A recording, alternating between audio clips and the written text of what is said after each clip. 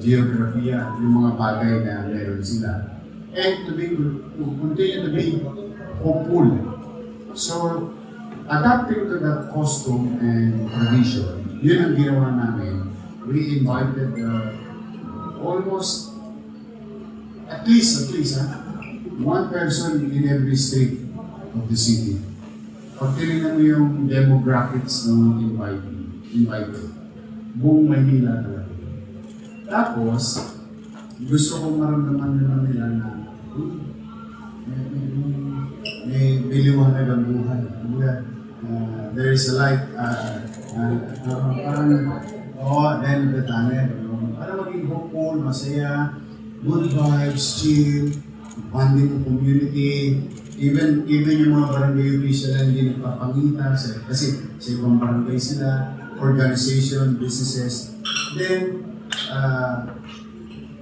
gusto rin namin bigyan ng pagkakataon ng ibang mga Manileño na matikman yung mga pagkain magagaling na kinikilala ngayon sa Maynila, whether it is Fusion Alley, whether it is Ubo, whether it is Pandakan, whether it is Tundo, Sampalo. Kaya makikita mo halos lahat doon ay yung mga sumikat na Manileño na nakikita. So, yun ang gusto namin atmosphere. An event, a celebration, but people-centered celebration.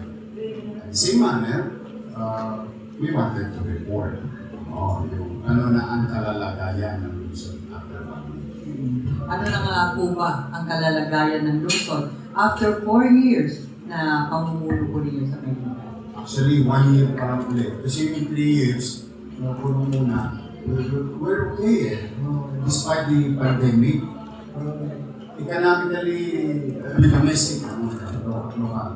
We're doing fine, but when I left, we were shocked of the situation. But we try to, instead of pointing fingers, but we don't, it is our obligation to state facts. It's not about pointing fingers. After stating facts, we created some actions, financial engineering, behavior, discipline, efficiency. After 1 year from the ICU, I think, financial ICU, yung Maynila. I think, modesty aside, today we can honestly state and say we are in the recovery room. Ibig sabihin, we are not still off the hook. If we misbehave with regard to management of our limited resources, we may suffer the same thing. But for now, I am grateful to the taxpayers, that's one. Second, I am grateful to City Hall, Bureau Chiefs and Department Heads and its employees.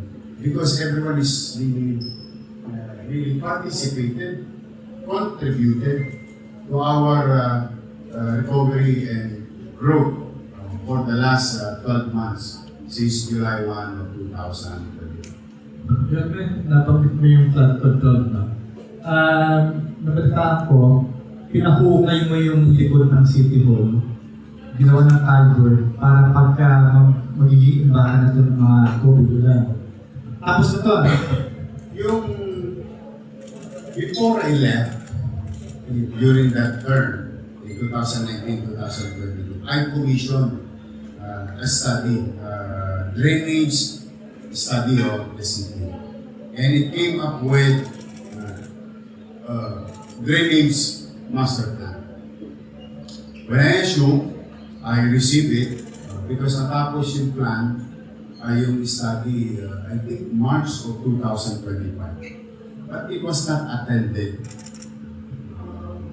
But when I assumed this new mandate, pinasa kagad namin drainage. Doon na namin nakita na ang mga drainage system ng Manila walang chat group. Hindi nag-uusap, hindi nagpapamita.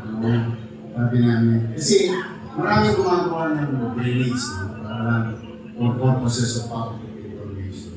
Kayang gumawa ng MMDA, kayang gumawa ng pamahalaan, kayang gumawa ng DPWH. At the same manner, kinakalagal din natin yung ating mga ilalim ng lupa sa kasada ng mga private sectors. May water, may land, or even other communication cables. So maraming gumagalaw ng kasada. So having said that, sabi ko, sige, lumag ka yung drainage system kung i-implement natin. This is all over the city. All over the city to. Whether it is from Espanya, in Mabuhay, and in Arten, in Agotas, Manila, whether it is in Victor Cruz, Pasay, Victor Cruz, Makati, San Juan, Manila, Quezon City, Manila, at Caloocan, Manila, Arapaco. This is all over the city. It take about 140 billion, which we don't have. Sabi ko, best effort tayo.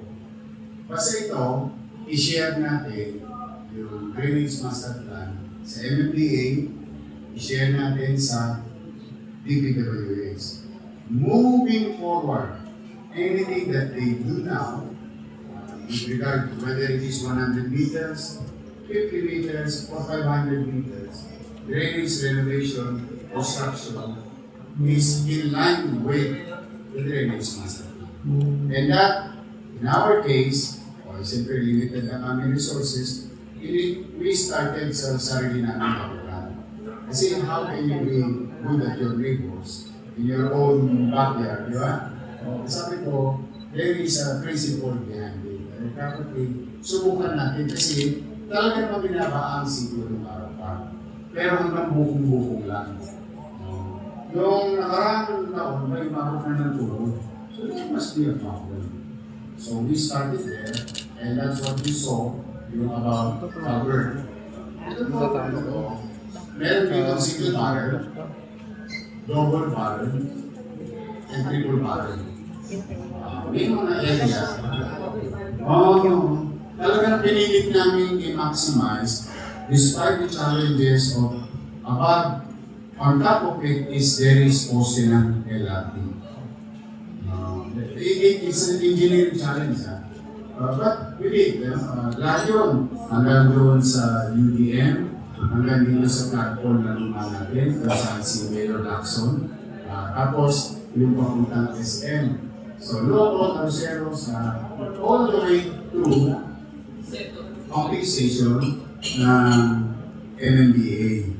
Which in this case, in fairness to Chairman Artes, nangako siya na i-double capacity niya yung pumping station via Pasig River doon sa likod ng Comelec, NTC, SDO, may pumping station.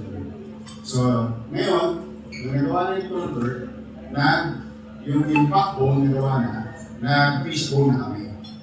Kaya nakikita mo yung mga malalaking tubo naman, nakatusok yun doon sa konektado na. At may awa ang Diyos, I cannot still promise you, is it effective now? I cannot guarantee you that yet, because doon pa lang naman kami sa lako namin. Mag-release dito na yung mga tubig, via San Marcelino, via Romualdez, sa amin din na Loton. But for the meantime, tatlong beses na kung lumakas ang lahat, since June. Awa na Diyos. Awa na Diyos. We don't want to be ahead of ourselves, but so awa na Diyos. Mukhang napapakinabangan na yun. Wala na yung tubig sa bubong-bubong. Sana. But you know, with the climate changing so fast, the load of water may be different from last year to this year. But for the meantime, if there's some level of assurance to the community members, business sector in the area, and institution, ang tawag natin doon, ample compliance. Kumusta Mayor yung mga pumping station na na-discover ninyo na hindi gumagana? Ito di ba ang request ninyo sana kayo na ang magmamanage? Ayan, we requested that for the simple reason. Siguro kayo nahumusga. Kapag tinanganan namin talagang kahit 24 oras namin tagalin ng mga tubo niyan, okay lang. Kasi minsan, alam mo, ito kasi national. Kaya pagdating naman talaga sila yung North Star. Pagbaba ng programa, maraming konsyonero. Kaya kung minsan, panis na. Pagdating. Kaya, alam natin yung character. So we wanted to act fast and to confront it fast. That's why we requested. But in fairness to President Bongbong Marcos, we were told we will address it. Then came Secretary Vince. Sunod ako is now running and is going to be fully operational at the end of the year. Now, yesterday, I think you heard Secretary Vince, yung na-request namin na yung mga pumping station sa Ross Boulevard na di baterya. Siya tabi na EV. Bakit? Yung